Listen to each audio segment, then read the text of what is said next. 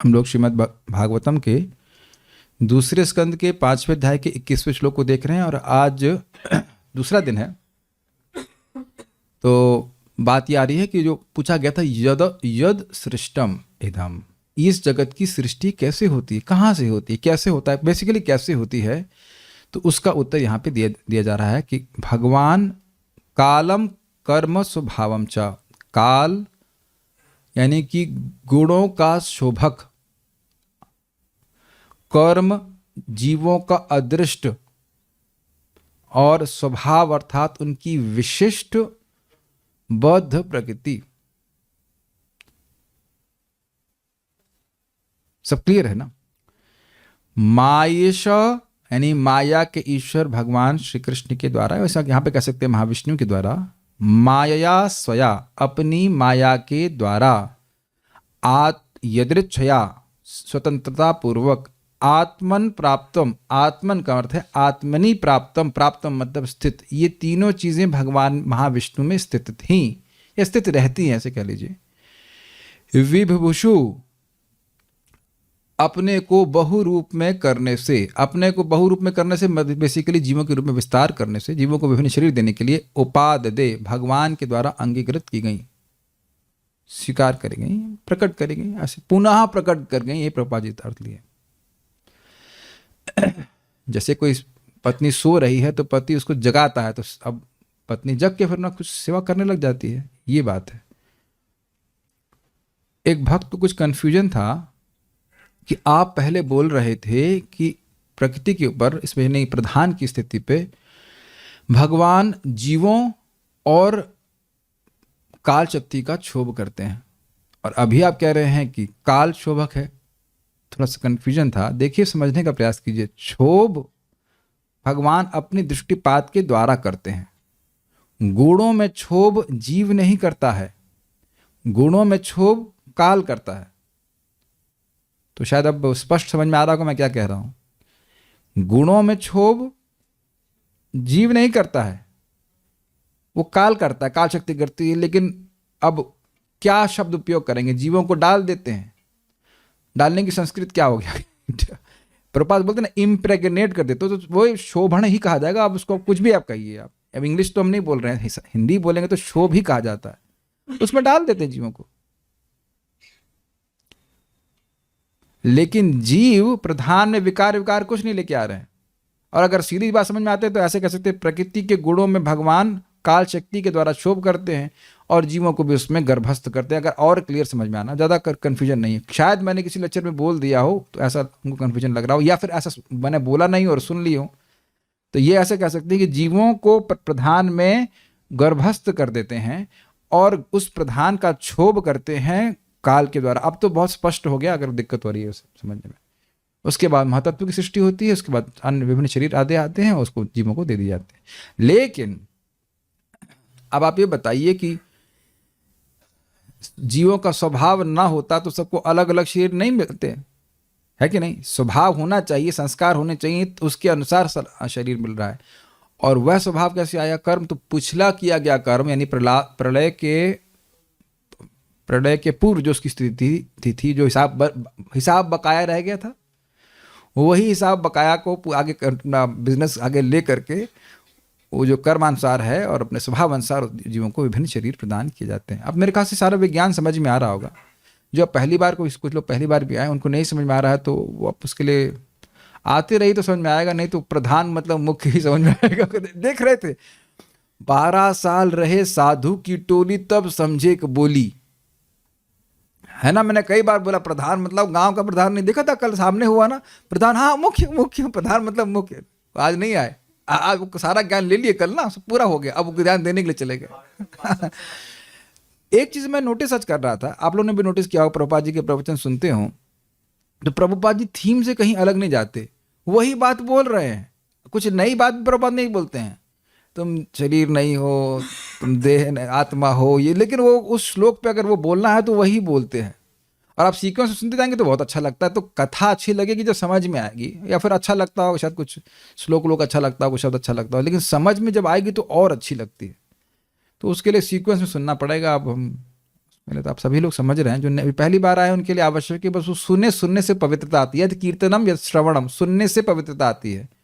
और फिर आगे समझ लेगा, समझ भी सकता है शायद, लेकिन उसको नियमित रूप से सुनना पड़ेगा। मैं एक भक्त आए थे, हमने सुनना चाहते हैं, हमने कम से कम 6 महीना तो सुनिएगा तब कुछ बात समझ में आएगी। न समझते हुए सुनेंगे तब कुछ बात समझ में आना शुरू होगी। Is it okay? तो भगवान कैसा करते हैं? अब एक प्रश्न आएगा कि भगवान करते हैं तो यहां पे माया का ईश तो एक ही वचन में है ना, कि दो हैं इसमें? एक ही है।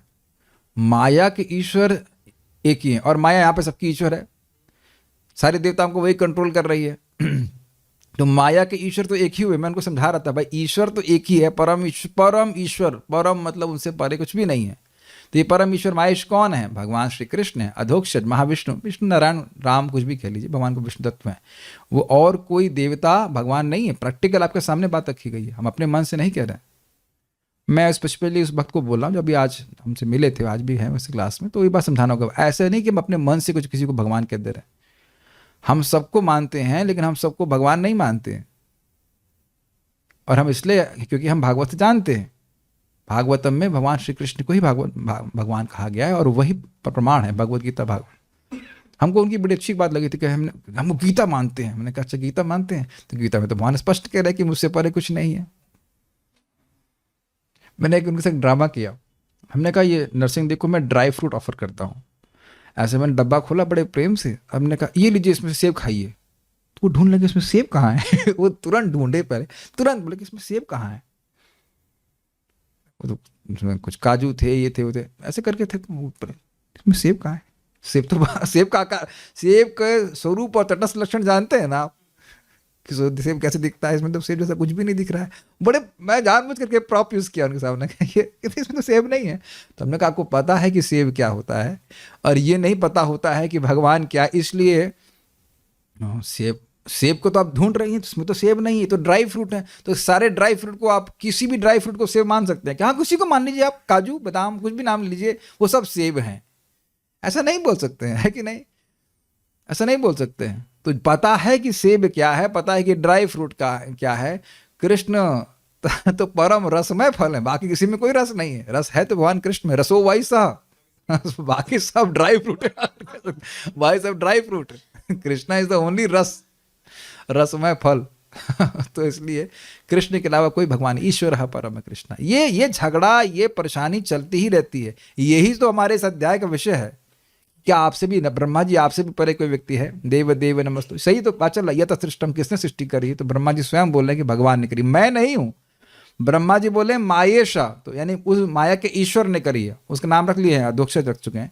तो यानी मैं तो नहीं हूं ना, मैं मतलब ब्रह्मा जी नहीं है। ये ब्रह्मा जी का वचन स्पष्ट है, ठीक है। और जो लोग एकदम नए हैं वो पूछ सकते हैं कि भाई भगवान विभिन्न रूप से क्यों प्रकट होना चाहते हैं? तो जीव जो है भगवान महाविष्णु के शरीर में सोए रहते हैं, जो बद्ध जीव हैं, तो वह उनको इंद्रियां दी जाएंगी, उनको शरीर दिए जाएंगे, तब तो वह कुछ पुरुषार्थ करेंगे, धर्म अर्थ काम की बात करेंगे। करते करते जब बोर हो जाएंगे तो मोक्ष की प्राप्ति करेंगे, या भगवान की भक्ति प्राप्त करने का मौका दिया जाएगा। तो ये सब तभी होगा जब व्यक्ति शरीर प्राप्त करेगा, होश में आएगा। कहो पापा कहाँ हैं आपके? वो बेहोश है। तो ये तो कोई बहुत अच्छा परिचय नहीं हुआ। आपके पापा क्या करते हैं? बेहोश रहते हैं। बेहोश रहते कब से? 40 साल से बेहोश हैं। कैसा लगेगा आपको? आप बुरा नहीं मानेंगे। मान लो कोमा नहीं, हाँ कोमा कह लीजिए, कोमा तो खराब लग रहा है सुनने में, लेकिन मान लो आपके बच्चा क्या करता है? बेहोश रहता है। बेहोश रहता है, अरे 2-4 घंटा सोता है, उसमें तो निंदा हो जाती है। अब बेहोश ही रहे 24 घंटा, तो कैसा लगेगा? जो लोग माता पिता है वो बताइए। बच्चा कुछ खेले कूदे, कुछ छड़पड़ फड़पड़ करे, कुछ बाल नोचे, कुछ भी करे, अच्छा लगता है कि नहीं? सोता ही रहे बच्चा तो अच्छा लगता है क्या? अब आप लोग समझ पा रहे हैं, भगवान से रिलेट कर पा रहे हैं कुछ? बच्चा सोता है ना, बच्चा चाहे कुछ परेशान करे, चाहे कुछ करे, कुछ लगे कुछ कर रहा है कि नहीं। अब बच्चा सोता ही रहे तब, I think anyone can understand this. उठो, कुछ करो, है कुछ बातचीत करो, है कि नहीं मेरी बात? तो भगवान भी चाहते हैं सब जीव सो ही रहे, सोते ही रहेंगे क्या? बहुत और लंबा सोते हैं। ब्रह्मा जी की पूरी रात में सोते ही रहते हैं। मैं तो सृष्टि के बीच की बात कर रहा हूँ, सृष्टि के मतलब भगवान की परम, ब्रह्मा जी की परम आयु बीत गई उसका तो कहना ही, उसके बाद कब सृष्टि होगी पता नहीं, लेकिन एक बीच में भी देखिए सोते ही रहते हैं। हम लोग को सोने की बड़ी आदत है। तो महाविष्णु में सो गए, उसके बाद फिर नींद पूरी नहीं होती, फिर गर्भोदय के साथ विष्णु में सो गए, और जब सृष्टि जागृत होती तब भी सो ही रहे हैं। कितना सोते हैं बताइए। इसीलिए महाप्रभु कह रहे जीव जागो गोरा चांद, बोले यही बीमारी, सो ही रहे हैं हम लोग, ताकि हम लोग को मौका मिले भगवान की भक्ति करने का और भोग करने का। तात्पर्य, इस भौतिक संसार की सृष्टि जिसमें परमेश्वर बद्ध जीवों को अपने अधीन रखकर कर्म करने देते हैं, हर बार यह प्रलय के बाद बार बार होता रहता है। भौतिक सृष्टि असीम आकाश में बादल के समान है। तो ये तो एकदम स्पष्ट समझ में आ रहा है, साइकिल के समान है। प्रभुपाद को बहुत फोकस करेंगे। ऐसा हम लोग को लग रहा है कि हम सब कुछ पहली बार आ रहा है, सब कुछ पहला हो रहा, सब कुछ नया है, बट नया कुछ नहीं। Everything old, same, eating, mating, sleeping, defending, आहार, निद्रा, भय, मैथुन, इसी की साइकिल बार बार चलती रहती है। यह जगत फिर वैसे ही बन कर आएगा। हम लोग को लगता जरूर है ब्रेकिंग न्यूज, लेकिन एक्चुअली लिखना चाहिए ब्रेकिंग ओल्ड्स। सेम इंफॉर्मेशन नहीं दे रहे हैं। मान लो कहीं युद्ध की बात हो रही है, क्या है वो? फियरिंग, भय, और बाकी सारे चीजों के बारे में आप जानते ही हैं। इसी की इंफॉर्मेशन है, उसके बाद उससे बाहर कोई इंफॉर्मेशन दे नहीं सकते। बहुत होगा तो कोई कुछ मीमांसा करेगा, लेकिन घूम फिर करके बात इसी चारों चीज़ों में आ जाती है। आहार में, निद्रा में, भय, मैथुन, इनसे बातों में चली जाती है। और देखेंगे इन सब बातों को करने में कठिनाई नहीं होती समझने में। अभी मैं बात करूं कि भाई कल चाउमीन कैसे बनेगा, हाँ तुरंत समझ में आ रहा है, लेकिन काल, कर्म, द्रव्य, कर्तृत्व, कारण, कार्य, ये कुछ नहीं समझ में आता है ना, क्योंकि ये सब बातें करते नहीं हम लोग। तो बारंबार ये प्रलय होती रहती है, साइक्लिक चीज़ है। हम कल उदाहरण दे चुके थे, पिक्चर चलती रहती है, मैटनी जो ये चलते रहते हैं, फिर कल चलेगी, फिर कल चलेगी, ऐसे करके कई बार आप लोग, मतलब जो लोग बिल्लियाँ चूहे खाई हैं, मतलब एक बार पिक्चर देखा, अब दोबारा रुचि नहीं है।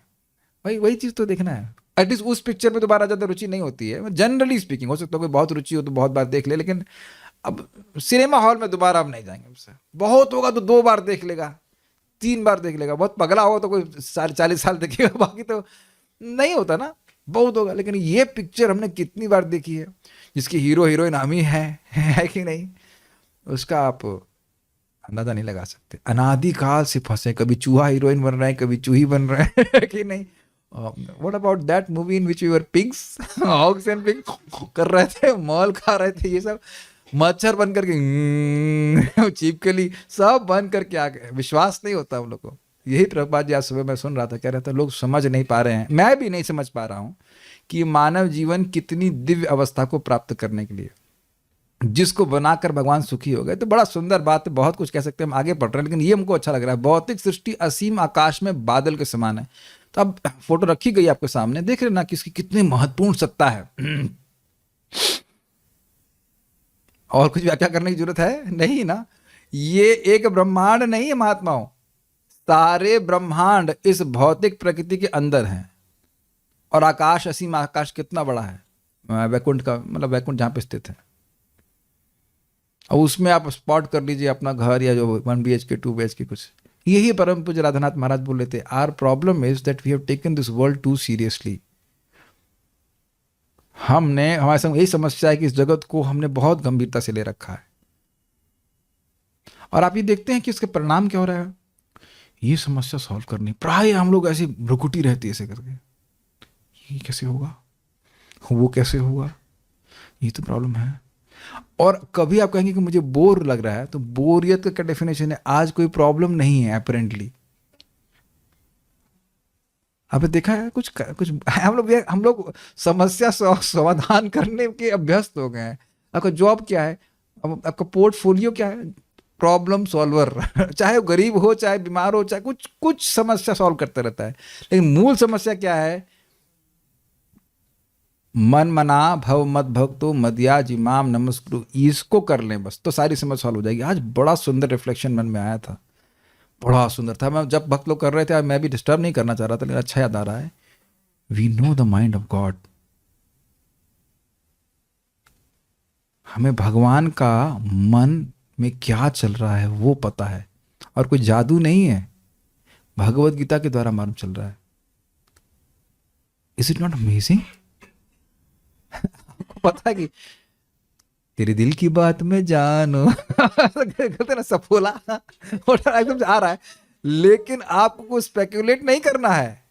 भगवान जानते कि मैं बताऊंगा नहीं तो नहीं जानेगा, बताने के बाद भी गधा नहीं जानेगा, लेकिन भगवान इसलिए 2 बार बोल रहे हैं, मन मना भव मद भक्तो मद याजी माम नमस्कुरु माम एव शशि युक्त एवं आत्मा न मत परायण। कहाँ का भी है, 9 का 18 मुझे पता नहीं है, बट आप देखिए ना कि कोई बोलता हमारा ये मन कर रहा है, ऐसा करके बोलते हैं ना, हमारा ये मन कर रहा है, ये हमको दो कि नहीं। और आप देखिए कि इसमें 4 चीज में पैसा किस में लग रहा है, मन लगाने में भी पैसा लग रहा है, गधे हम, मैं गधा, मन नहीं लगाता भगवान में।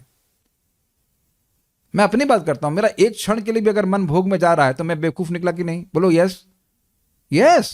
क्या मिला उससे जरा बता दीजिए, क्या मिल गया हमको? मैं अपने मन को, तुम उधर जा रहे हो, क्या तुमको मिला? क्या मिला? तो कुछ भी नहीं। फिर नालायक जाने करने, फिर उधर जाएगा, तुमको मिला क्या? और एक क्षण के लिए भी मन भगवान में लगाते हैं तो कितना बड़ा लाभ है, बताइए। ओह, इसने मेरा स्मरण किया। आप जानते हैं, एक बार भी जबरदस्ती अपने मन में भगवान के विग्रह की जो अंग प्रतिमा है उसको लेके आ गए तो भगवान उसे भागवती गति देते हैं, जस्ट फ्री की भगवत धाम यात्रा। और भव मद भक्तो, भाई उसकी क्या दिक्कत है? हरे कृष्णा कृष्ण कृष्ण हरे हरे, हरे राम राम राम हरे हरे। जिसने एक बार भी नाम लिया है, महाप्रभु कहते हैं भक्त। और मद याजी, अब भाई दीप दान करने में कोई दिक्कत है? कोई दीप दे दीजिए, भगवान को भोग लगा दीजिए, अगरबत्ती चला दीजिए, ये सब करने में कोई कठिनाई तो नहीं, बहुत पैसा तो नहीं खर्च होता, इतना तो पैसा सबके पास है ही। और कुछ भी ना करे, खूब कंजूस मक्खी चूस, तो कम से कम प्रणाम तो कर दे। प्रणाम करने से तो भगवान स्पिरिचुअल कर दे रहे हैं बॉडी, बताइए। अब we know the mind of God, अब उसको बस अपने माइंड को भगवान की जो मन में बात थी वो बोल दी, उसको समझ करके, उनकी बात जान करके उसको एग्जीक्यूट करना, यही कृष्ण भावनामृत है। प्रभुपाद जी कई बार समझा चुके हैं। एक बात समझने के लिए बहुत बुद्धि नहीं चाहिए, बहुत बात समझने के लिए बहुत बुद्धि चाहिए, लेकिन एक बात समझने के लिए ज्यादा बुद्धि नहीं चाहिए। मन मना भव मद भक्तो मद याजी माम नमस्कुरु, ये गीता का परम इंस्ट्रक्शन है। तो ये मैं सब इसी बातें बोल रहा हूं कि इस चीज को फोकस नहीं करते और बाकी सारी समस्या सॉल्व करने का प्रयास करते हैं, और वो समस्या कभी सॉल्व होने वाली नहीं है, क्योंकि वो माईश के द्वारा दी जा रही हैं। बहुत अच्छा हमको लगता है, जस्ट कुछ भी महत्वपूर्ण नहीं। मैं एक बात को बता रहा था कि पिछले साल उनके बच्चा बीमार था, तो जब बहुत डिस्टर्ब हुआ, ये हुआ, हमने कहा अब आपको वो बच्चा पता नहीं सही होगा कि नहीं, वो भगवान जानेगा, वो हो जाए भगवान कर, अच्छी बात है, लेकिन आपका जब गया सो गया, और आपको दुख याद भी नहीं रहेगा। याद रहते हैं आपको दुख? जब दुख आते हैं तो उसके अलावा कुछ याद नहीं रहता है, लेकिन कुछ समय के बाद दुख याद ही नहीं रहते, ना भी आए आपको याद नहीं रहता कुछ। अब मेरी, आप जानते हैं ना, पसली टूटी थी से कुछ हुआ, जो भी हुआ वो याद तो नहीं है, कुछ भी याद नहीं है। एक दूसरे भक्त की भी लगी, नहीं वो दर्द मुझे बिल्कुल याद नहीं है, कुछ भी याद नहीं रहता, कुछ भी याद नहीं रहेगा दुख। इसी जीवन में भूल नहीं दे रहे हैं आप, तो इतना क्या महत्व देना, भक्ति करते रहो, भक्ति करते रहो, भक्ति करते रहो, भक्ति, ये याद। कुछ भी हुआ हो पीछे, आप पीछे उड़ के देखेंगे कि हाँ इतना तो मैं चर लिया। मैं इसलिए बोल रहा हूँ, एक छोटी सी बात विनोद के लिए बोल रहा हूँ। एक गधा समझते हैं, गधा, गधा को वैशाख नंदन कहते हैं। क्यों कहते हैं? वो गर्मी में मोटा हो जाता है, क्यों? वो चलता है आगे और पीछे मुड़कर देखता है, अरे कि घास कम होती, मैंने बहुत खा लिया है, तो मन की प्रसन्नता से मोटा हो जाता है, इसलिए इसको वैशाख नंदन कहते हैं। लेकिन हम लोग के पीछे इतनी बुद्धि होनी चाहिए, अरे वाह इतना तो मैं चर लिया, इतना तो मैं चर लिया, 1 करोड़ नाम आ गए, हरे कृष्णा कृष्ण कृष्ण हरे हरे, हरे राम राम राम हरे। अब चाहे कैसे भी आए, आपकी वो आंख में जलन हो रही थी, सर दर्द हो रहा था, पेट खराब था, कुछ भी था, टांग में दर्द थी, नाक में फुंसी, जो कुछ भी था, लेकिन 1 करोड़ आपके नाम जेब आ गए कि नहीं आ गए? Make sense to? कथम अपि सकृदातम, इस तरह से चलना चाहिए। ये इससे हमको बहुत शिक्षा प्राप्त होती है, ये बहुत महत्वपूर्ण नहीं है। जो है वो करो, नीडफुल अपना कर लीजिए, जो भाग्य में है वो आना आएगा ही अपने आप। ये तो हमारा वो जो पसली टूटी थी ना, उससे हमको बिल्कुल समझ में आ गया। प्रणाम कर रहे भगवान को, सच्चिदानंद शरीर हो रहा था, उतने में कोई बता रहा है तू सच्चिदानंद बनेगा। अच्छा अभी देखता हूँ कितना सच्चिदानंद है। कोई माँ मोटी माता जी लैंड करके सोच रही थी मैं एयरपोर्ट न क्या है। इतना दर्द हुआ। लेकिन कौन यार, अब देखो मैं अपने उस पर हंस रहा हूँ, ऐसे भी तो ऐसे कर्म आता है बताइए। आप सोच रहे हो कि आपको मेहनत करनी पड़ेगी, वो मूर्खता है कि आपको कुछ करना पड़ेगा, कुछ नहीं करना पड़ेगा। देखिए जो ब्रह्मचारी शादी होती है ना, तो भगवान धन भी दे देते हैं, अभी देख ही रहे हैं आप। है कि नहीं? है ना, हमारे आश्रम में एक शादी कहाँ 50 लाख आ गए, 50 लाख कहाँ से आ गए? आ गए, कुछ व्यवस्था करके आ गए। वो जब सब लोग बड़ी चिंता करते शादी कैसी होगी, ये होगी। हमको इस पर बहुत हंसी आती है भाई। एक व्यक्ति को बोले ये शादी आपसे करना चाहती हैं, हमको हमको पूछ रहे थे कोई व्यक्ति। ना ना ना प्रभु, 5 साल नहीं कर रहा मैं, 5 साल नहीं कर रहा शादी। अरे हमको बड़ा वैराग्य है। बाद में 15 दिन बाद आए, बोले प्रभु जी कुछ कहना चाहते हैं। मैं क्या कहना चाहता हूँ? 15 दिन में भगा करके शादी कर ली। ये क्या है? Make sense to you? तो ये सब चीजें पहले से डेस्टिन्ड है, इसीलिए भागवत के इन सब के लिए प्रयास मत करो, वो सब अपने आप हो जाएगा, जैसे दुख अपने आप आते हैं। उनका कोई खास महत्व नहीं है। भजन कीजिए, जप कीजिए, ये बिना प्रयास के नहीं मिलेगा। और अब बारम्बार याद रखिए, इस प्रयास में हानि नहीं है। न में भक्त प्रणश्यति, ये भाई ये तो दांत से रस्सी की तरफ पकड़ लेना चाहिए। आपको लग रहा है बहुत स्ट्रगल है, बहुत परेशानी है, पता नहीं आप लोग को लग रहा है कि नहीं लग रहा है, लेकिन इंद्रिय संयम करना बहुत स्ट्रगल है। और किसी ना किसी रूप से स्ट्रगल होती रहती है। कुछ कुछ लोग तो गिरने के इतने व्यस्त हो जाते हैं कि उठने के बारे में सोचते ही नहीं। उठने की क्या जरूरत है? जमीन पर अच्छा है, जमीन पे स्टेबल बैकग्राउंड है, पड़े रहने दीजिए। लेकिन आप देखेंगे कि जो उठने का प्रयास करेगा उसको माया खूब दबा के, उठेगा तू ये ऐसे करके। बहुत प्रयास करती माया, किसी तरह ड्रैग हो जाए, दब हो जाए, नीचे हो जाए। लेकिन भगवान का भक्त हार नहीं सकता है। मेरी मदयाजी, नहीं नहीं नहीं, मेरी आज मेरे पास आता है क्या है, मदयाजी यान्ति माम, मतलब जो मेरी पूजा करता है प्रभुपाद कहते हैं अंत तो गत्वा उनके पास जाता है। आप सब लोग एक दिन भगवान से डायरेक्ट बात करेंगे। प्रभुपाद का मैं लेक्चर सुन रहा था, Hare Krishna is direct association with Krishna, is only a matter of realisation. और वो भगवान की कृपा से प्राप्त होगा। हम खाली इसी बात पे बोले थे, कोई खास महत्वपूर्ण नहीं है। बादल के आकार प्रकार को ज्यादा एनालिसिस करने की कोई चिंता नहीं। बादल को कितने लोगों ने आज तक बादल को देखकर उसकी डायमेंशन नापे हैं, इतने इंच का है, इतना ग्राफ, कुछ भी नहीं दिखते था। और उसके कणों का तो फिर कहना ही क्या। वास्तविक आकाश तो आध्यात्मिक आकाश है, जो ब्रह्म ज्योति की किरणों से निरंतर पूर्ण रहता है। और इस असीम आकाश का एक अंश भौतिक सृष्टि रूपी महतत्व के बादल से आच्छादित रहता है। इसकी व्याख्या मैं नहीं करूंगा, ये आप लोग सब बुद्धिमान समझते हैं, और अब तक नहीं समझ पाए तो अल्लाह ताला आपको ब्रह्मा जी आके ज्ञान देंगे। बस ब्रह्मा जी दे रहे हैं, लेकिन हम नहीं दे पाएंगे। समझ गए? जिसने भगवान की बहिरंगा शक्ति के नियंत्रण में रहकर इच्छानुसार कर्म करने के लिए, सॉरी जिसने नहीं, जिसमें होना चाहिए, जिसमें भगवान की बहिरंगा शक्ति के नियंत्रण में रहकर इच्छानुसार कर्म करने के लिए बद्ध जीवों को छोड़ दिया जाता है, जो भगवान की इच्छा के विरुद्ध अपनी प्रभुता जताना चाहते हैं। बहुत सिंपल सी बात है। देखिए आध्यात्मिक जगत में सबको पता है कि कौन है बॉस। बॉस कौन है? कृष्णा। यहां कौन बॉस है? कृष्णा। देखा, ये बद्ध जीव, समझ में आ गया? ईमानदारी की बात, बॉस हम लोग यहां नहीं है, लेकिन मान रहे हैं कि बॉस है। ये है भौतिक जगत। भौतिक जगत आध्यात्मिक जगत के बाहर नहीं है। बस ये कि मोह उत्पन्न किया जा रहा है कि मैं बॉस हूं, और ये सबसे बड़ी कठिनाई है। अच्छा आप विचार कीजिए, हम सब लोग भक्त लोग यहाँ पे इकट्ठे हो रहे हैं, अगर सभी के मन में यही भावना कि हम लोग सेवक हैं, और अगर मान लो सभी के मन में मतलब बॉस, मैं बॉस, तो कहते तुम ही क्यों माइक पकड़ोगे, हम पकड़ेंगे माइक। तुम ही क्यों गाओगे, हम पकड़ेंगे, हम गाएंगे, लीड करेंगे। ऐसे करके बहुत सारी भावना, जहां बॉस गिरी होगी वो दो लोगों में झगड़ा होगा, चाहे पति पत्नी की बात ले लीजिए, या भाई भाई की बात होगी। लेकिन हम कहें, हमारी भावना ये रहे कि हम कैसे, हम सेवक हैं, हम कैसे सेवा कर सकते हैं, कभी झगड़ा नहीं होगा। देखिए इतने सारे भक्त लोग बैठे हों, भक्त नहीं लोग बैठे हों, और जोर जोर से बोल रहे हो और लड़ाई ना हो, ऐसा हो सकता है? आप बताइए। ऑलमोस्ट 30 एक भक्त यहाँ पे हैं, 30 लोग जोर जोर से बोल रहे हो, जो आप सब लोग जोर जोर से गा रहे थे कि नहीं, जोर जोर से बोल रहे हो और झगड़ा ना हो, ये तो बहुत कठिनाई की बात है। और उसमें भी बात, चलो कीर्तन मानो गा भी दिया, डांस हो गया, कुछ हो गया, लेकिन अब बात हो रही है और एक मत ना हो, ये एक मत हो जाए, ये बहुत बड़ी बात है।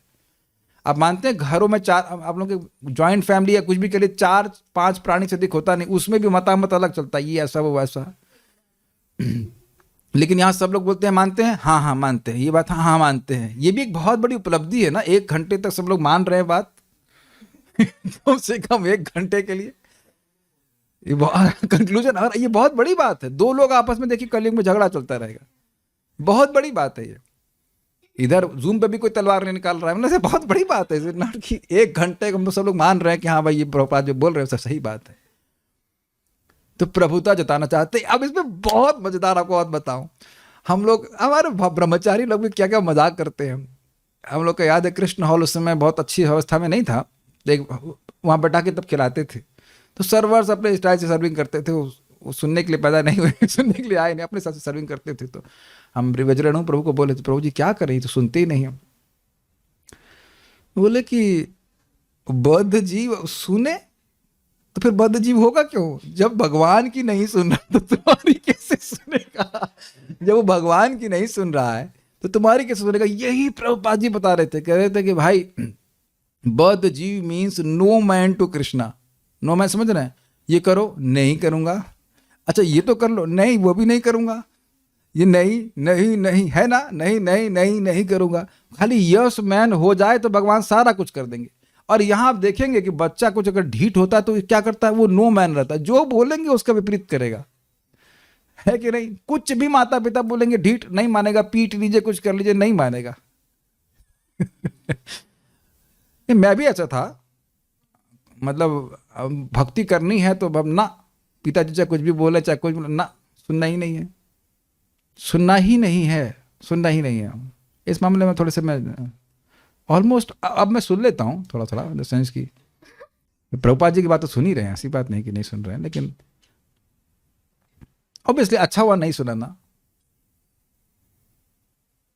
हमेशा गलत सही लोगों की बात सुननी चाहिए, वो बात है, लेकिन पॉइंट इज दैट कि भगवान की इच्छा के विरुद्ध अपनी प्रभुता जताना चाहते हैं। जो लोग जगत में भगवान ने क्या सृष्टि करी है, सयज्ञा प्रजा सृष्टवा पुरोवाचा प्रजापति अनेन प्रसविष्वध्वम एष वो तुष्ट काम दुख। जैसे सृष्टि हुई भगवान ने यज्ञ का प्रोसेस दिया ताकि हमारी ये जो विरुद्ध चलने की भावना ये समाप्त हो। हम प्रभु नहीं है, भगवान श्री कृष्ण प्रभु हैं, ये वस्तुएं भगवान की हैं, ये भगवान को समर्पित की जाती हैं। इसके द्वारा ये जो बीमारी है निकलती है, और यही बीमारी इसे कहते हैं स्वैर आचरण। जैसे मैं चाहूंगा, जैसे मेरी इंद्रियां चाहेंगी वैसे मैं करूंगा, समझ रहे हैं इस बात को। वो बीमारी का इलाज बस यही है और कोई इलाज नहीं है। सब लोग कैच कर रहे हैं, हम सभी में स्वतंत्र रहने की भावना रहती है। ठीक है भक्ति कर रहे हैं, लेकिन एक मिनट, ये काम हम नहीं करेंगे, ये हम अपने मन से करेंगे। ये है, विचार करना चाहिए। हमको पता है कि ये भगवान को सुख नहीं देने वाला है, लेकिन फिर भी व्यक्ति करता है, तो कोई बात नहीं, घबराई नहीं। वो यज्ञ के प्रोसेस के द्वारा धीरे धीरे करके व्यक्ति इन चीज़ों को भगवान को समर्पित करना सीखे तो सही कि प्रभु मैं नहीं, प्रभु भगवान श्री कृष्ण है। Make sense to you. जितना आप देखिए हम भक्ति में आगे बढ़ेंगे ना, उतना समझ में आएगा कि हमारे अंदर ये बहुत सूक्ष्म रूप से इच्छा है कंट्रोल करने की, जबकि है स्वरूप हमारा क्या, सेवा का। आप समझ रहे हैं, एक भक्त और कह रहे थे कि स्वरूप और स्वभाव में क्या अंतर है। स्वभाव क्या हो गया है, प्रभु बनने का, और स्वरूप क्या है, दास का। बहुत अच्छा उन्हें प्रश्न किया कि एक ही बताइए स्वभाव का क्या मतलब। स्वभाव मतलब प्रभु, हम हीरो बनना चाहते हैं, प्रभु बनना चाहते हैं, और स्वरूप क्या है, दास। कभी जीव को प्रभु नहीं कहा जा रहा है। आप प्रभु जी क्यों कहते हैं प्रभु जी? अरे वो जरूरत से ज्यादा बोल दिया जा रहा है। प्रभु मतलब इंद्रियों का स्वामी। हम लोग कभी, मैं एटलीस्ट स्वीकार नहीं करता हूं इस बात को। प्रभु मतलब इंद्रियों के स्वामी, माता जी मतलब इंद्रियों की माँ, कंट्रोल करने। समझ गया, इंद्रियों की माँ, इंद्रियों को कंट्रोल करने वाली ना, समझ आ गया। लेकिन वो तो खैर विनोद के लिए बोला, लेकिन प्रभु जी मतलब, प्रभु मतलब इंद्रियों के स्वामी, स्वामी मतलब इंद्रियों के स्वामी। अभी तो हम लोग ऐसे भारत सरकार कर रही है ना, उग्रवादी से संघर्ष कर रही है, वो उस तरह से संघर्ष चल रहा है। दैट इज आल्सो फन, लेकिन तो ये समझना चाहिए, प्रभुता जताना चाहते हैं। इस पे बहुत विस्तार कर सकते हैं, बड़ा मजेदार टॉपिक है। जब भी कोई व्यक्ति परेशान करता है मेरे अलावा आपको, तो रामकृष्ण कह रहे नहीं,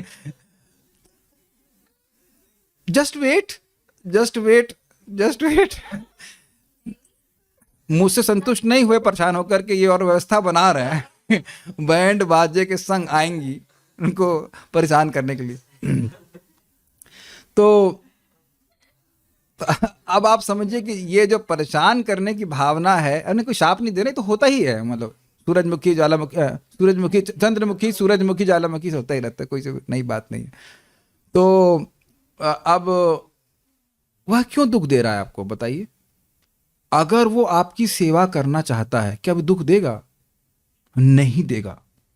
इस जगत में कोई भी व्यक्ति दुख दे रहा है तो उसके पीछे उसकी इंद्रिय तृप्ति है। और ये ध्यान रखिएगा, जब मैं इंद्रिय तृप्ति के लिए व्यग्र होऊंगा तो मैं सोचूंगा ही नहीं कि सामने वाले को क्या दुख लगता है। ये सारी बातें, इन्हीं सब बात में छुपी हुई हैं प्रभुता वाली। साधु लोग कभी कठोर वचन बोल देते हैं, वो दुख देने के लिए नहीं है। वो लगता है कि अरे बड़ा कठोर लग रहा है, बड़ा कठोर, मिर्ची लग रही है ये, लेकिन वो दुख देने के लिए नहीं है। जैसे आंखों में आपको अंजन डालते हैं, कड़वा लगता है, बाद में कहते हैं हाँ आंखें एकदम साफ हुई, कचरा बाहर निकल गया। वो दुख देने जैसा लग रहा है, दुख देने के लिए बात नहीं है, वो सहायता की जा रही है। Does that make sense? तो ऐसा यदि हो तो हमने आश्चर्य नहीं करना है। जगत में लोग, जगत में ऐसे ही प्रभु जी घूम रहे हैं समझ आ गया? और आजकल उसको हमें चल रहा है कि माताओं को भी प्रभु कहना है, तो हाँ ऐसे ही प्रभु जी नहीं घूम रही है जगत में, जो अब प्रभु ही बनना चाहती है। अरे एक बीच में बात हुई थी चलती रहती, कोई दिक्कत नहीं, लेकिन हम खाली बात कर रहे हैं। तो अब देखा जाए, क्या प्रभु जी भौतिकतावादी व्यक्ति को भी आप प्रभु जी कह सकते हो? हाँ बिल्कुल कह सकते हो, वो प्रभु ही तो बनना चाहता है प्रभु जी, और जोड़ दीजिए प्रभु जी, खुश हो जाएगा वो। एक बार गौर सुंदरपुर बता रहे थे, कोई स्टूडेंट था, तो जो भी नाम रखा, विनोद कुछ होगा, जो भी नाम, तो प्रभु जी ने उसको बोला विनोद प्रभु, तो कहता ओह प्रभु जी, मुझे इतना अच्छा लगा वो सुन करके क्योंकि हम रीड सुनना चाहते हैं कि हम ईश्वर हैं, प्रभु है, कंट्रोल। आप देख ही रहे होगे भावना। और फ्रस्ट्रेशन कभी हुआ? आप लोग फ्रस्ट्रेशन समझते हैं? हाँ, तो फ्रस्ट्रेशन कब होता है? अब एकदम नियंत्रण में लगता है, सब कुछ नियंत्रण में, और बस नियंत्रण में नहीं रहेगा। खुश रहना चाहते हैं तो सही बताए, नियंत्रण की भावना को त्याग दीजिए, प्रेम करना सीखिए। This is very simple. You just offer love. ददाति प्रतिगृहणाति गुह्यमाख्याति पृच्छति भुंक्ते भोजते चैव षड्विध प्रीतिलत्तम। जो भी आए उससे प्रेम करने का प्रयास कीजिए। ऑब्वियसली सबसे नहीं कर सकते, लेकिन जितने लोग से कर सकते हैं, कृष्ण को केंद्र में रख करके नियंत्रण करने का प्रयास करेंगे तो कोई भी संबंध अच्छा नहीं जाएगा। बहुत सारी बातें हैं, हम आगे बढ़ रहे हैं इसको लेकर के। ये बस समझ लीजिए कि जगत में जितने लोग हैं वो क्या है? प्रभु जी हैं। वो प्रभु जी है मतलब है नहीं, लेकिन होने का प्रयास कर रहे हैं। And there will be no problem कि वो डिस्टर्ब करेंगे आपको। फोटो दिया गया है यहाँ पे बारिश का। जिस प्रकार वर्षा ऋतु हर बार आती है और चली जाती है, उसी तरह सृष्टि उत्पन्न होती है और भगवान के नियंत्रण में पुनः विलीन हो जाती है। जैसे कि वर्षा अपने आप नहीं होती, देवता जो हमको दिख नहीं रहा है, देवता की अध्यक्षता में होती है। उसी प्रकार से प्रकृति बार बार सृष्टि होती है, अपने आप नहीं कर रही है। कई बार लोग कहते हैं प्रकृति कर रही है, प्रकृति कर रही है तो महाराज को कहते तुम्हारी प्रकृति तुम्हारी नानी है तो नानी कर रही तुम्हारी नहीं, भगवान का बहिरंगा स्वभाव है जिसको प्रकृति कहते हैं, और भगवान के नियंत्रण में पुनः विलीन हो जाती, जिसकी पुष्टि भगवद गीता 8.19 में हुई है। भूतग्रामः स एवायं भूत्वा भूत्वा प्रलीयते रात्रागमे वशः पार्थ प्रभवत्या हरागमे। जब जब ब्रह्मा का दिन आता है तो सारे जीव प्रकट होते हैं, और ब्रह्मा की रात्रि होते ही वे असहायवत विलीन हो जाते हैं। श्लोक थोड़ा समझिए हल्का सा। भूत ग्राम, ग्राम का मतलब होता है समूह, और भूत मतलब पंच महाभूत। पंच महाभूत स एव अयम, ये पंच महाभूत वाला जो जगत है वह निश्चित ही भूतवा भूतवा होते हो करके प्रलीयते, भूतवा भूतवा प्रलीयते। बड़ा सुंदर श्लोक है। रात्र्या आगमे अवशः पार्थ, जब रात्र में आ जाती है अवश अवस्था में, मतलब जब ब्रह्मा जी की रात्रि होती है तब कोई ये नहीं कर सकता है रुकिए रुकिए रुकिए एक मिनट बिल्डिंग तो साफ कर लूं ना, सब समाप्त हो जाता है, धाड़ से सब समाप्त हो जाता है। प्रभवत्य हरागमे, जब उनका दिन आता है तो फिर सृष्टि हो जाती है। It's like a cycle. आप लोगों ने देखा होगा जब आप भजन कर रहे हैं, जब कर रहे हैं, बारिश होती रहती है, अब क्या ध्यान देते हैं? बारिश हो रही है, आप लोग यहाँ पे देख सकते हैं, इधर जो हम लोग कहते हैं फाका जगह, खाली खाली जगह पड़ी हुई है, कुछ नहीं उगा रहता है। बारिश होती है फिर कुछ उग जाता है, फिर बारिश समाप्त हो जाती है तो फिर वो खत्म हो जाता है, फिर बारिश होती है तो फिर कुछ उग जाता है। कौन ध्यान देता है उसके ऊपर?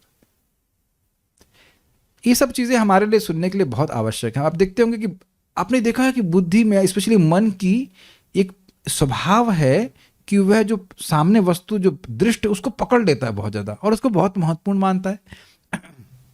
इस तरह के वचन व्यक्ति को इन सब बातों से दूर करने वाले हैं। It gives a vision of eternality. कुछ सुनाई पड़ रहा है ना, प्रभुपाद जी कैसे बोल रहे हैं, शाश्वत जीवन का एक अंदाज दे रहे हैं। इस तरह भौतिक जगतों की एक ब्रह्मांड नहीं, भौतिक जगतों की सृष्टि तथा प्रलय भगवान का नियमित कार्य, रोज ही करते हैं ऐसा, जिसमें बद्धजीवों की इच्छा अनुसार क्रीड़ा करने, क्रीड़ा का मतलब था खेल, और अपना अपना भाग्य निर्मित करके प्रलय के समय अपनी स्वतंत्र इच्छाओं के अनुसार पुनः जन्म लेने के लिए छोड़ दिया जाता है। बहुत सारी बातें इसमें आ गई। जीव को छोड़ दिया गया, खेल रहे हैं हम लोग, लेकिन खेल इतना आसान नहीं है। हम कर्म कर रहे हैं, जो कर्म अपनी इच्छा का दुरुपयोग करके कर रहे हैं, उसका संस्कार विशेष रूप से मन में पड़ रहा है, और फिर वैसा ही कर्म व्यक्ति करने में प्रवृत्त होता है। समझते हैं इस बात को? और मान लीजिए आज प्रलय हो गई, तो कर्म बना, वो इच्छा बनी, और उसके अनुसार व्यक्ति को दोबारा देह प्राप्त दिया जाएगा जब नेक्स्ट प्रलय, नेक्स्ट सृष्टि होगी। कितना मैनेजमेंट है इस पर बताइए। एक जीव ने कितनी इच्छा करी होंगी, क्या कर्म किए होंगे, उसके सारा हिसाब किताब रखना, उसके बाद उसके वैसे शरीर प्राप्त कराना इज जस्ट एक्चुअली इम्पॉसिबल कार्य। एक जीव का ही करना मुश्किल है और अनंत जीवों का भगवान ऐसा कर रहे हैं, तो समझना चाहिए कि भगवान कौन है। ये असंभव कार्य है कि नहीं बताइए? आज सुबह से हमने कितनी इच्छाएं करी, उसका कोई हिसाब है? और पूरे साल की, आप पीछे चले जाइए अनादिकाल, एक ही जीव की कितनी इच्छाएं आप नहीं जोड़ पाएंगे, हम कोई नहीं जोड़ पाएगा, लेकिन भगवान सभी की इच्छाओं को जानते हैं। तो समझना चाहिए कि भगवान कौन है।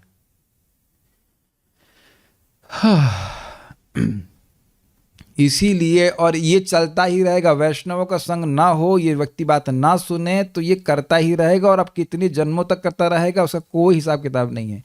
जन्मों का मतलब 2-3 जन्म नहीं बोल रहा हूं मैं, अब करोड़ों करोड़ों जन्मों तक व्यक्ति उसी में फंसा रहेगा। आप मेरी बात समझने का प्रयास कीजिए। जो भक्ति कर रहा है उसकी ट्रेजेक्ट्री भगवान की तरफ घूम गई है, और नहीं तो उसकी ट्रेजेक्ट्री का मतलब दिशा किधर जा रही है उसको कुछ नहीं पता।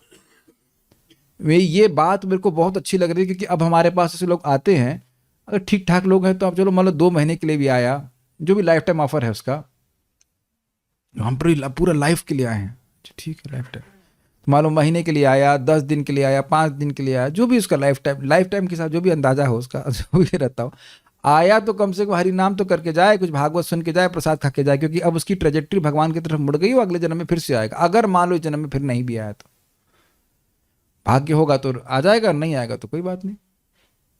बहुत हमको इससे ना, मुझे श्रीमद् भागवत में बड़ी विश्वास बनता है। एक व्यक्ति लिटरली आत्महत्या करने वाले थे, पता नहीं, वो उनके पिताजी मरे, उनका देखो धारणा की थी, जानते हैं यहाँ पे, पिताजी को जल्दी, पिताजी मर गए, अब वो सोच रहे हैं मैंने मार दिया।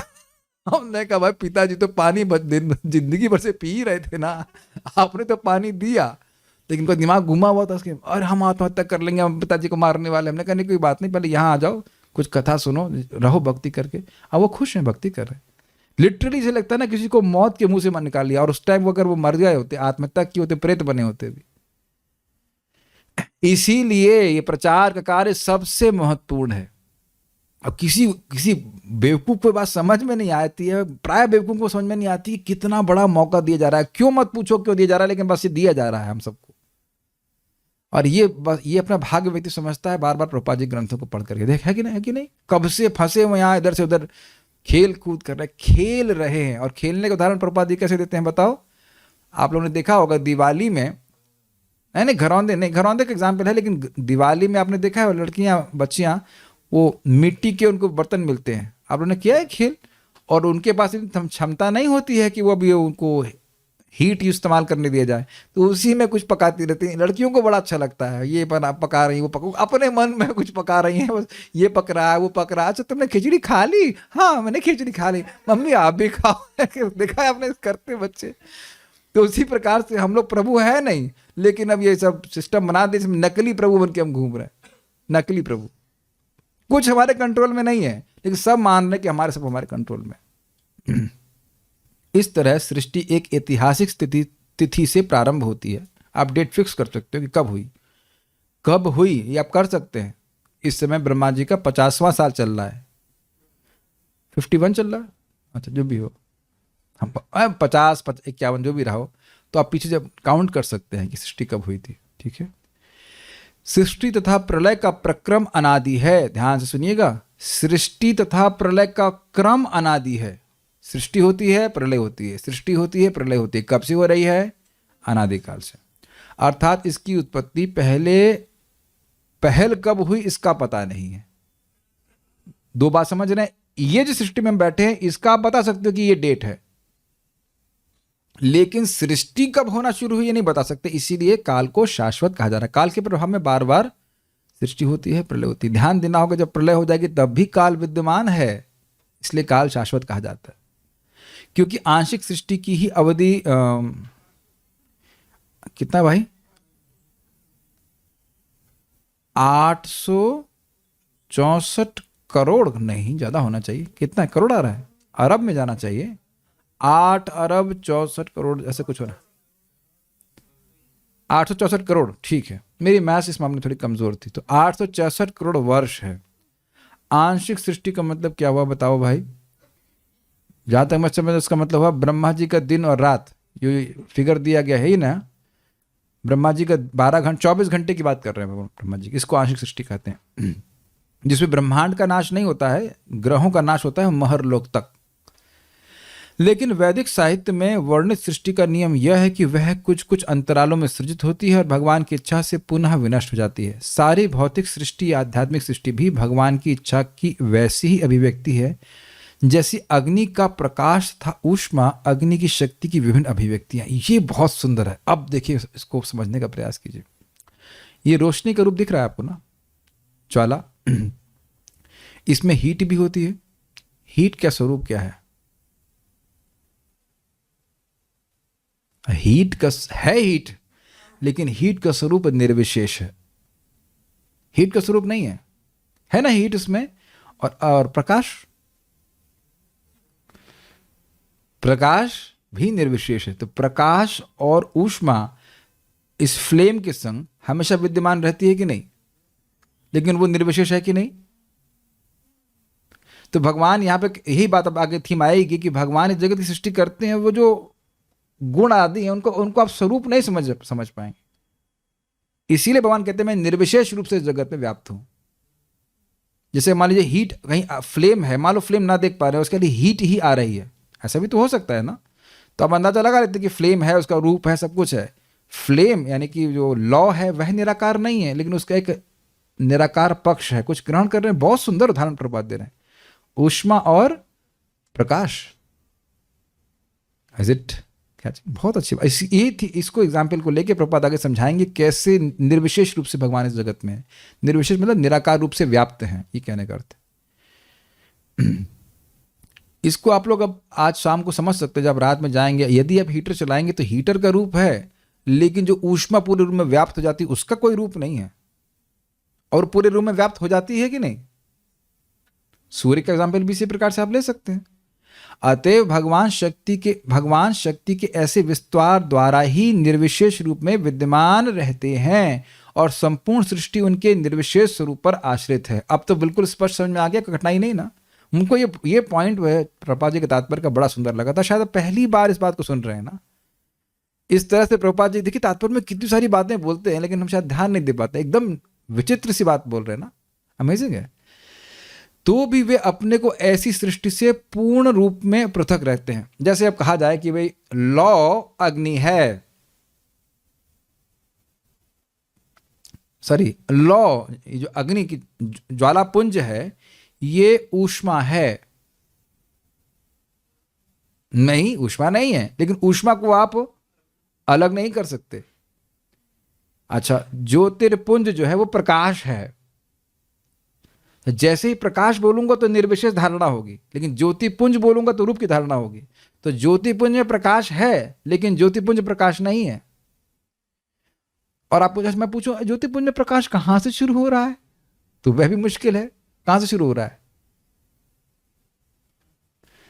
आप देख रहे हैं अचिंत भेद अभेद, भेद देख रहे हैं और अभेद भी है।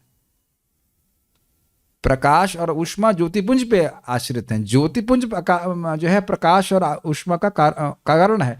प्रकाश और ऊष्मा ज्योतिपुंज का कारण नहीं है। ज्यादा हैवी हो रहा है, समझ रहे हैं? ठीक। तो ये जो निर्विशेष स्वरूप है उस पे आश्रित है, और जगत और ये निर्विशेष स्वरूप जो है भगवान की शक्तियां, ये भगवान पे आश्रित है। ये बात बोली जा रही। प्रभुपाद व्याख्या कर रहे हैं स्वया माया की।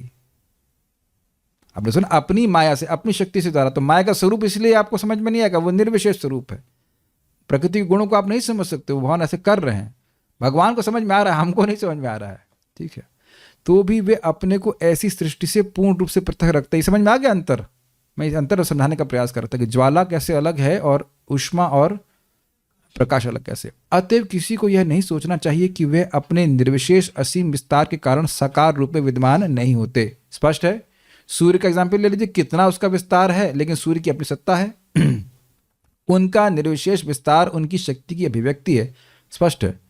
और वे अपने असंख्य निर्विशेष विस्तारों के होते हुए भी सदा अपने साकार रूप में रहते हैं। भगवान अपने को जितने जगत बनाए वो कहाँ टिका हुआ है? भगवान की इस माया शक्ति के ऊपर। तो माया शक्ति निर्विशेष है, निराकार है, गुण का कोई आकार आप नहीं कह सकते हो। तो भगवान ये होते हुए भगवान अपनी व्यक्तिगत सत्ता बनाए रखते हैं, ये बोला जा रहा है। और इसी बात को नवे अध्याय में बोला गया। उसका श्लोक यहाँ पे देखिए, मेरे संग बोलते जाइए। मया ततमिदं सर्वं जगद व्यक्त मूर्ति नामस्थानि सर्वभूतानि ना चाहम तेषु अवस्थितः। यह संपूर्ण जगत मेरे अव्यक्त रूप द्वारा व्याप्त है। अब अव्यक्त रूप समझ में आ रहा है, भगवान की शक्तियों के द्वारा व्याप्त है। समस्त जीव मुझ में हैं, किंतु मैं उनमें नहीं हूं। महाराज इसको बड़े सुंदर तरह से समझाते हैं। ऐसे कैसे? भाई हम लोग इस रूम में हैं, अब मैं कहूं कि ये रूम मेरे अंदर है, लेकिन मैं इस रूम में नहीं हूं। ये रूम मेरे अंदर है और नहीं, मैं इस रूम के अंदर हूं और रूम मेरे अंदर है। तो महाराज इसको उदाहरण समझाते हैं कि देखिए हमारे मन में भी क्षमता है ये। आप इस रूम में बैठे हैं और आप मन के द्वारा इस रूम को बाहर से भी देख सकते हैं। तो ये रूम आपके मन में आ गया कि नहीं? हम लोग अंदर बैठे हैं तो हमारा मन अंदर है कि नहीं? और हम अब आंखें बंद करें, सोचे हम इस रूम को बाहर से देखें, तो बाहर से भी देख सकते हैं। तो मन में ऐसी शक्ति है, इस प्रकार से अंदर भी है और बाहर भी है। ये तो जब में आप लोग अनुभव करते ही होंगे, जहां बैठे हैं वहां मन नहीं है, वहां पूरा ब्रह्मांड अंदर किया हुआ है, पृथ्वी को पूरा पवित्र कर रहे हैं। सब जगह चिंता चल रही, ये हो रहा है वो हो रहा है कि नहीं। स्पेशली जब आपको ऑफिस जाना हो, तब देखिए पूरा ऑफिस आपके मन में आ जाता है। हरे कृष्ण कृष्ण कृष्ण हरे हरे, हरे राम राम। पूरा मन ही अब आपके मन ऑफिस में, मन में जो है पूरा ऑफिस अड़ जाता है। तो मन में ऐसी शक्ति हो सकती है। न च मस्थानि भूतानि पश्य में योगम ऐश्वरम भूत ब्रह्म च भूतस्तु ममात्म भूत भावना। तथापि मेरे द्वारा उत्पन्न सारी वस्तुएं मुझ में स्थित नहीं रहती हैं। एक मिनट, सभी जीव मुझ में हैं किंतु मैं उनमें नहीं हूं। फिर आप क्या बोल रहे हैं? मेरे द्वारा उत्पन्न सारी वस्तुएं मुझ में स्थित नहीं रहती हैं। अभी तो बोल रहे थी, नहीं थी। तो जरा मेरे योग ऐश्वर्य को देखो। अगर आप कहें समझ में नहीं आ रहा है, तो हाँ जी भाई, आपकी समझने के लिए नहीं है, ये देखने के लिए है। हर चीज देखते हो समझ में नहीं आती है। ये भगवान का योग ऐश्वर्य। योग ऐश्वर्य का अर्थ वहां पर टीका में बताया गया है, अद्भुत अचिंत शक्ति से कार्य करते हैं भगवान, जो असंभव उसको भी कर देते हैं। कल एक भक्त बोले, हमको ये क्लिक नहीं कर रहा है कि ये एक ही नाम से अनंत जन्मों के पाप कैसे नष्ट कर रहे हैं। हमने कहा क्लिक मत करिए, टंग से क्लिक कीजिए। हरे कृष्णा कृष्ण कृष्ण हरे हरे, हरे राम राम राम हरे हरे। आप कृतिते निर्वक्तुम कह महिमानम प्रभवती। कोई महान कृति, महान विद्वान व्यक्ति भी भगवान के नाम की महिमा को नहीं समझता। भगवान से इतना समझना है कि भगवान की असीमित अचिंत्य शक्ति से वो छोटी चीज को बहुत बड़ा बना देते हैं और बड़ी चीज को बहुत छोटा बना देते हैं। छोटी चीज बहुत सिंपल, क्या हरे कृष्णा राम, बहुत छोटा सा लगता है लेकिन प्रभाव असीमित है। और बड़ी चीज क्या है, वो अनंत जन्मों के पापों को धरती में जाके शुद्ध वो शुद्ध कर देंगे, तुरंत खत्म, फिनिश। पता भी नहीं चलता है, यह भी नहीं है कि आपको संबंध ज्ञान होगा, ये होगा होगा, ए हरि बोल ऐसा बोला तो भी समाप्त हो जाएगा। और आप जान रहे हैं कि संशय बना रहता है, ऐसे कहते मन में हूं चलता रहता है कि ना, यही कठिनाई है। तो बार बार जप करते करते धीरे धीरे बातें समझ में आती हैं, ये कोई बुद्धि से हम नहीं समझ सकते। यद्यपि मैं समस्त जीवों का पालक और भरता हूं और सर्वत्र व्याप्त हूं, लेकिन मैं इस विराट अभिव्यक्ति का अंश नहीं हूं, मैं सृष्टि का कारण स्वरूप हूं। बहुत स्पष्ट समझ में आ रहा है एग्जाम्पल फ्लेम से। ये सूर्य का एग्जाम्पल ले लीजिए, सूर्य इस जगत का पोषण करने वाला है कि नहीं? लेकिन जैसे हम सुनते हैं सूर्य एकमात्र प्रकाशमान ग्रह है, तो सूर्य का स्वरूप अन्य ग्रहों से बिल्कुल अलग है और वो सारे जगह का पोषण करने वाला है, तो समझ रहे हैं? या सूर्य कैसे पोषण करता है? ऊष्मा और प्रकाश के द्वारा, लेकिन वह उस ऊष्मा और प्रकाश से सर्वथा भिन्न है। तो अब तो समझ में आ रहा होगा। यहां पे बताया गया था कि किस प्रकार से बेसिकली आशय यह है कि भगवान सब जगह व्याप्त है लेकिन बिल्कुल निर्लिप्त रहते हैं, उनको वो प्रकृति के गुणों से बिल्कुल नहीं फंसते हैं। अब कोई लाल भुजक्कड़गिरी करना चाहे तो मैं तेरे को तुम समझाता हूं, ज्यादा मत सोचो तुम। यथाकाश स्थितो नित्यम वायु सर्वत्र गो महान तथा सर्वाणि भूतानि मस्थानि उपधारय इति उपधारय। जिस प्रकार सर्वत्र प्रवाहमान प्रबल वायु सदैव आकाश में स्थित रहती है, उसी प्रकार समस्त उत्पन्न प्राणियों को मुझ में स्थित जानो। समझने का क्या अर्थ हुआ? इसका मतलब क्या हुआ? देखिए, आकाश में सारी वस्तुएं विद्यमान हैं और आकाश किसी भी चीज से लिप्त नहीं होता। बहुत सुंदर बात है कि वाटर प्रूफ सुना होगा आपने, हीट प्रूफ सुना होगा, आकाश प्रूफ भी सुने हैं। आकाश प्रूफ कुछ नहीं, यानी आकाश हर जगह विद्यमान है। यस, तो जैसे आकाश हर जगह विद्यमान है और हर चीज आकाश में विद्यमान है और आकाश किसी से लिप्त नहीं होता, उसी प्रकार से भगवान हर जगह विद्यमान है, भगवान में सब कुछ विद्यमान है, लेकिन भगवान किसी से लिप्त नहीं होते, वो प्रकृति के गुणों के परे हैं। नेक्स्ट, अब उसके बाद बता रहे कैसे कैसे सृष्टि होती है, फिर प्रलय होता है। सर्वभूतानि कौन्तेय प्रकृतिम यान्ति मामिकाम कल्पक्षये पुनस्तानि कल्पादौ विसृजाम्यहम्। हे कुंती पुत्र, कल्प का अंत होने पर सारे प्राणी मेरी प्रकृति में प्रवेश करते हैं और अन्य कल्प के आरंभ होने पर मैं उन्हें अपनी शक्ति से पुनः उत्पन्न करता हूँ। देखिए, कल्प का अर्थ दो तरह से ले सकते हैं, एक है ब्रह्मा जी का दिन और एक है ब्रह्मा जी की परम आयु। तो परम आयु जब समाप्त होती है तो महाविष्णु में प्रवेश करते हैं। तो कहेंगे कृष्ण तो यहाँ बोल रहे हैं, तो कृष्ण का अंश ही है महाविष्णु, स्वांश है महाविष्णु, इसलिए भगवान करते हैं मुझ में प्रवेश करते हैं। यद्यपि कृष्ण भगवान में प्रवेश नहीं करते हैं, गोलोक वृंदावन में कृष्ण रहते हैं, लेकिन भगवान विष्णु और कृष्ण में कोई अंतर नहीं है, तो महाविष्णु में प्रवेश करते हैं। और दूसरा अर्थ है कि ये ब्रह्मा जी का जब दिन समाप्त होता है तो जीव आदि सब उसमें प्रवेश करते हैं, तो गर्भोदकशाय विष्णु में प्रवेश करते हैं, तो वह भी भगवान से भिन्न है, इस अर्थ ले जा रहे हैं। तो ये कहने का अर्थ है कि कोई नई बात नहीं है, बार बार होता रहता है। इसलिए कभी नहीं ये सब सोचिएगा हाय उसके पास तो अधिक है, उसके पास अधिक धन है, ये है फलाना ढिमकाना, और ये सब कुछ सोचने की जरूरत नहीं है। कथा करते रहिए, जप करते रहिए, भक्ति करते अपने आप ही समाप्त हो जाता है। बल्कि भावना दिखती है, अरे हमारे पास तो ठाकुर जी बहुत दिए हैं, खाने पीने खूब बढ़िया व्यवस्था है, मैं तो मानूंगा इस बात को। Details not be shared for confidential reason से, लेकिन हम इतना तो मान रहे हैं कि खाने पीने की कोई दिक्कत नहीं है। बल्कि जो चीजें मना हैं वही लोटे में भर भर के आ रही हैं। दही मना है आज प्रभु जी, पूरा दही एकदम प्योर गाय का दूध था ना अपने गौशाला का, भर के लाइए, लीजिए पीजिए, जितना चाहे उतना खाइए। हमने कहा आप जब नहीं खा सकते हैं तभी आप दे रहे हैं। एकदम लोटा भर के आ रहा है, खाओ खाओ खाओ खाओ, कितना खाएंगे बताइए। भगवान कोई कंप्लेन नहीं है, कोई कंप्लेन नहीं मेरी तरफ से, अच्छा है आप, मैं आपका बिगड़ा लड़का हूँ, मुझे देते रहिए, कोई दिक्कत नहीं है। You holding me by nice prasadam, but it's not a problem.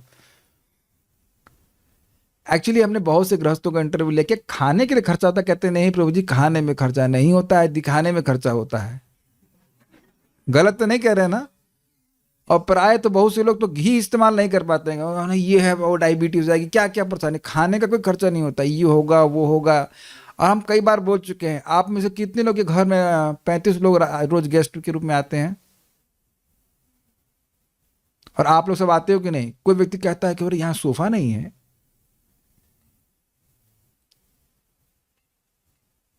और आप लोग कहेंगे नहीं। पहले मान लो कह देते कि भाई अब हमारे यहाँ आते हैं तो हमने खिलाते भी हैं, अब तो खिला भी रहे हैं अब तो खिला भी रहे हैं, बताइए। और खुशी खुशी खिला रहे हैं कि नहीं, बताइए। और हम नहीं कुछ कर रहे हैं हम कुछ नहीं कर रहे हैं, सब व्यवस्था हो रहा है। आप बुरा नहीं मानिए, आप लोग घर में कोई इतने लोग आए हैं, परेशान नहीं हो जाएंगे प्रभु जी। और यह भी आप नहीं कह सकते हैं कि अकेले हमारा ब्रह्मचारी अकेले ही बनाता है। शिव जी बड़े खुश है, शिव जी लौटने लगते हैं, अरे वजन कर रहे हैं है कि नहीं? और वो भी खुशी खुशी बना रहा है, कोई दिक्कत नहीं ना। अच्छा ये भी है, अब मोटा मोटा हमारा खर्चा है, जो कोई डोनर सुन ले 2000 रुपये मान लो खर्च होता है, अब 2000 रुपये खर्च करेंगे आप घर में रोज, को भी खुशी खुशी। ओह खुशी खुशी तो नहीं करने वाले है कि नहीं? ये सब हो रहा है कि नहीं? मैं तो कभी ऑब्जर्वर के रूप में देख रहा हूँ, ये देखो हो रहा है भगवान की कृपा से, और हमको बहुत अच्छा भी लगता है। ऐसी बात नहीं कि हमको कुछ करना ही है, हमको बहुत अच्छा लगता है, बड़े खुश हैं। सब बातें कहाँ से कहने लगे, मैं सब बातें कहाँ से आ गई? श्लोक से तो आई थी, श्लोक से कैसे आई थी, लिंक नहीं समझ में आ रहा है। कुछ समाने वाली बात थी कि बात कुछ आई थी कि नहीं?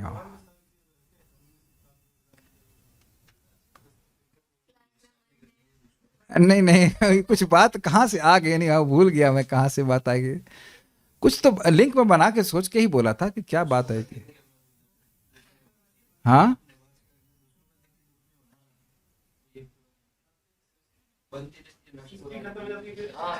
हाँ मतलब अब जो भी आपने हम बोल दिया, पता नहीं क्यों बोला, कहाँ से आ गया, क्षमा कीजिएगा, पता नहीं। बात तो भगवान की थी, लेकिन क्या बात आ गई क्यों? नहीं नहीं मेरी गलती, हमने कहाँ से बोल दिया उसको, बात क्यों आई थी। Anyways whatever, Krishna. मैं खाली शायद इस बात पे बोला था, कृष्णा प्रोवाइड्स, चिंता नहीं करनी चाहिए, बात बोला, चिंता नहीं करनी चाहिए, कैसे होगा क्या होगा, ये सब चक्कर में नहीं पड़ना चाहिए, ठीक है? भगवान करने वाले हैं। मानवीय बुद्धि के लिए यह कल्पना कर पाना अत्यंत, मुझे भी याद नहीं आ रहा मैंने क्यों बोला, मैं कुछ सोच के ही बोल रहा था, लेकिन अभी जस्ट नॉट हैप्पी कि ऐसे क्यों बोल गया। टेम्परेनेस की बात ही बात करो।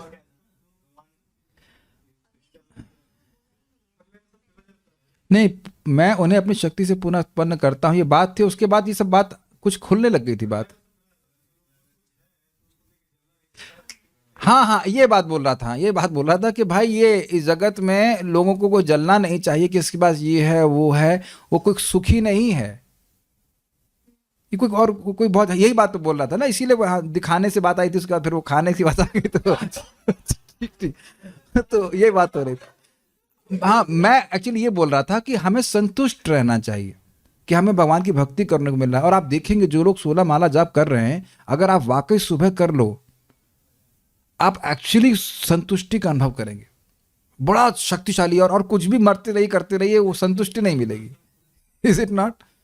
तो अगर करोड़पति बनना है तो ये वाला करोड़पति बन जाओ, 16 माला करो, एकदम लाइफ बहुत सुखी सुखमय हो जाएगी। जब प्रभुपाद पहले बोलते थे ना, मुझे विश्वास नहीं होता था, योर लाइफ बिकम सबलाइम। और अब लगता है हाँ ये तो हो रहा है, पवित्रता आ रही है घर में, जीवन में। मानवीय बुद्धि के लिए कल्पना कर पाना अत्यंत कठिन है कि किस तरह सारी सृष्टि भगवान की शक्ति के विस्तार पर टिकी है। लेकिन भगवान ने भगवद गीता में एक बहुत सुंदर धर्म दे रखा है। उसमें कहा है यही धर्म कि यद्यपि वायु तथा परमाणु आकाश के विशाल विस्तार में टिके हैं, जो प्रत्येक भौतिक वस्तु के लिए विश्राम का आगार है, तो भी ये आकाश पृथक तथा अप्रभावित रहता है। अब तो समझ आ गया होगा, यथाकाशस्तु तो नित्यम वाले श्लोक को ही प्रपात व्याख्या कर रहे हैं कि जैसे आकाश में सब कुछ रहता है, आकाश से बाहर नहीं जा सकता, ये तो क्लियर समझ में आ गया। और आकाश को गीला नहीं कर सकता, या बाहर ट्राई करना, पानी लेना आकाश से फेंकना, किस पे आएगा? अपने पे गिरेगा वापस। एक लोकोक्ति भी, आकाश में थूकेंगे तो कहाँ जाएगा? आकाश को कुछ नहीं लगेगा, अपने पे आ जाएगा। यू कैन ट्राई, अगर विश्वास नहीं होता बाद में, यहाँ नहीं, बाहर करना। आकाश में थूकेंगे तो कहाँ पर भी गिरेगा, लेकिन आकाश में कुछ नहीं महसूस होगा, कुछ नहीं होता है। इसी प्रकार यद्यपि परमेश्वर अपनी शक्ति के विस्तार से उत्पन्न प्रत्येक वस्तु का पालन करते हैं, तो भी वे पृथक रहते हैं।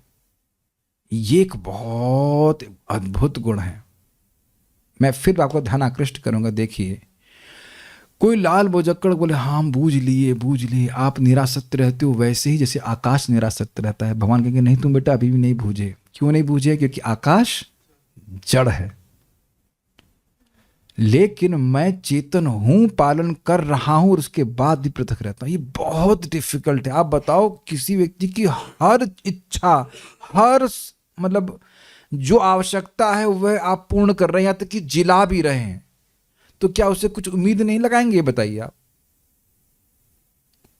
किसी भी संबंध में आप सब कुछ कर रहे हो उस व्यक्ति के लिए, तो क्या कोई उम्मीद नहीं लगाएंगे? और वो नालायक बिल्कुल आपकी विपरीत चल रहा है और फिर भी व्यक्ति दे रहा है, तो देख रहे हैं अहेतु की कृपा होगी कि नहीं? बहुत इंटेंस लग रहा होगा बात ना। थोड़ा थोड़ा व्यक्ति करता है तो उम्मीद लगाता है ना कि ये हमारे लिए करेगा, कुछ तो बात मानेगा, चलो 2% 5% मानेगा।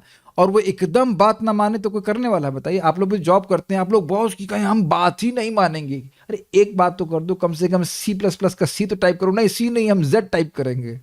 व्हाटएवर, मानेंगे ही नहीं, तो बताइए कौन जॉब में रखेगा? लेकिन अनादिकाल से हम विद्रोही कर रहे हैं, विद्रोही में चल रहे हैं, भगवान की कोई बात नहीं मान रहे, तब भी पालन कर रहे हैं। अब आप सोचिए, जब भगवान का भजन कर रहे हैं तो क्या भगवान भूखा मार देंगे? भूखा कोई नहीं मरेगा, आज भी नहीं जाएगा कोई भूखा यहाँ से, उम्मीद है।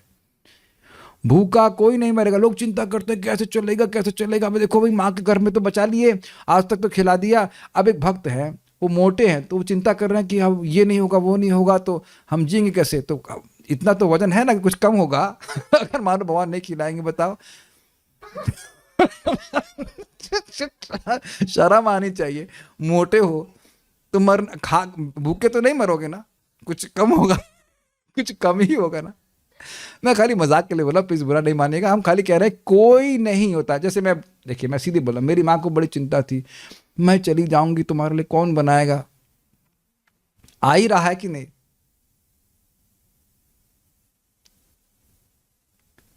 अनाथ है कि नहीं हो? पिताजी चले गए, माँ चले गई, तो क्या मर रहे हैं? मुझे इस पर और हंसी आती है, पर मुझे राधा गोविंद महाराज की माँ को बड़ी चिंता थी। क्या चिंता थी? और ये तो भागवती पढ़ रहा है, कैसे जिएगा, कैसे जिएगा? महाराज को तो कहते जी लिए कि नहीं आराम से। देखिए, आप ऐसा जो कार्य कर रहे हैं भागवत पढ़ने का, इससे अधिक भगवान को प्रसन्न करने वाला कुछ नहीं। इस जगत में भी आप लोग थोड़े समर्थ होते हैं, कुछ खिला पिला देता है तो व्यक्ति कहते हैं हाँ क्या चाहिए, डोनर्स को खिला दो बड़े रसगुल्ला, हाँ क्या चाहिए, खोल देते हैं रास्ते, पूरे अपने दरवाजे खोल देते हैं। और भगवान को आप भोग लगा रहे हो और भूखे चले जाएंगे। I mean is come on, I mean be stupid but not that stupid. अरे जल के द्वारा तो भगवान खरीद लिए जाते हैं, और आप काजू खिलाएंगे तो फिर क्या होगा? भगवान का दाम क्या है? जल और तुलसी। भगवान का पेमेंट MRP यही है, मैक्सिमम रिटेल प्राइस क्या है? जल और तुलसी दे दीजिए, खरीद लीजिए उनको। तो अब काजू भी खिलाएं और ड्राई फ्रूट खिलाएं और आलू का पराठा खिलाएं, फिर तो कहना क्या। जहर देने के लिए आई वाले को तो माँ बना दिया, तो जो बढ़िया बढ़िया बना के खिलाएगी। मान लो कुछ नमक कम होगा तो भगवान के त्रिशूल निकालेंगे, अपना सब त्रिशूल नहीं चक्र चला देंगे। Should always remember Krishna only sees good qualities, वो बुरा नहीं देखते। मैं खाली इसी बात पे बोल रहा था कि अमेजिंग है कि पालन कर रहे हैं, वो एक व्यक्ति हैं, फिर भी वो ठीक है, यथा इच्छा सी तथा करो। बहुत अच्छा है। और कैसे पृथक रहते हैं? देखिए, जब तक व्यक्ति यज्ञ नहीं करेगा भगवान एकदम चुप रहते, करते रहो भोग, है कि नहीं? जीवन में देखा ना, वो तो जब व्यक्ति को यज्ञ करने लगता है तब भगवान अंदर से बुद्धि देने लगते हैं। और आप ये भी देखेंगे वो बुद्धि अहेतु की होती है। ये कहां से आइडिया है, ये ज्ञान कहां से आया, ये आप नहीं ट्रैक कर पाएंगे। ये प्रभुपाद जी कहते हैं आप ट्रैक नहीं कर पाएंगे कैसे आ रहा है, लेकिन एकदम से स्वतः स्फूर्त आने लग जाता है। आप लोग महसूस करते होंगे जो जब कर रहे हैं, भक्ति कर रहे हैं, कोई नहीं बता रहा है आपको, वो अंदर से आपको ज्ञान आने लगता है इस बारे में, और एकदम सही ज्ञान होता है। क्यों होता है? आप उस ज्ञान को शास्त्र में वेरीफाई करेंगे। मैं समझा पा रहा हूं मैं क्या कह रहा हूं? This is called realisation. आपको दिख रहा है, आपको दिखने लग गया, गुरु की आज्ञा मानी, दिखने लग गया, और जो सत्य है वो वही लिखा है, शास्त्र में लिखा है, ओह ये तो सही था, मैं तो सही दिख रहा हूं। आप समझ रहे होंगे मैं क्या कह रहा हूं। तो ये समझ, मैं क्यों बोल रहा हूं, समझ रहे हैं? बिल्कुल नहीं मान रहे बात, तब पालन नहीं करते जाते हैं और निरासक्त भाव से कर रहे हैं। नहीं मान रहा है, कोई बात नहीं। महाराज कई बार बोलते हैं, ये साइंटिस्ट हल्ला करते थे, भगवान नहीं है, नहीं है, ये है फलान ढिमकाना। भगवान कहते हैं ठीक है, ये भिखमंगे भोगे, कोई दिक्कत नहीं, कोई बिल नहीं भेज रहे हैं सूर्य का, इसका उसका, कोई बिल नहीं भेज रहे, भोगे। बहुत अच्छी बात है, पृथक रहते, is distanced from all this. इसे तो निराकार ब्रह्म के प्रबल समर्थक शंकराचार्य ने भी तक ने स्वीकार किया। क्या स्वीकार किया? कि भगवान परे हैं जगत से। वे कहते हैं नारायण परा अव्यक्तात्, अर्थात नारायण अपनी निर्विशेष सृजनात्मक शक्ति से पृथक विद्यमान रहते। नारायण पर अव्यक्तात्, अव्यक्त क्या है? प्रधान, वो भगवान की सृजनात्मक शक्ति है और उससे परे भगवान रहते हैं, गुणों के परे रहते हैं। इस तरह प्रलय के समय यह सारी सृष्टि नारायण के दिव्य शरीर के भीतर लीन हो जाती है और यह सृष्टि पुनः भाग्य तथा स्वभाव की उन्हीं अपरिवर्तित कोटियों समेत उन्हीं के शरीर से उद्भूत होती है। समझ में आ गया? भाग्य मतलब अदृष्ट यानी कर्म, और स्वभाव का मतलब जीव की विशिष्ट बद्ध प्रकृति, उसके साथ जीव और फिर काल इत्यादि के संग सृष्टि प्रकट होती है। हम बहुत तेज जा रहे हैं यहाँ, ठीक है।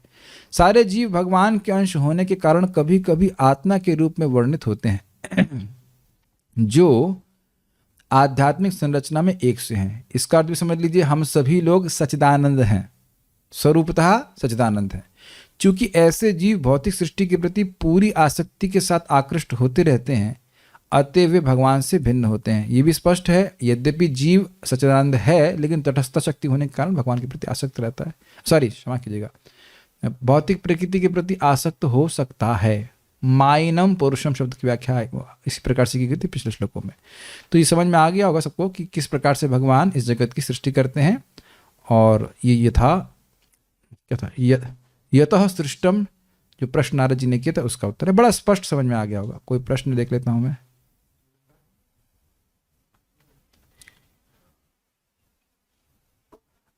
और क्या है?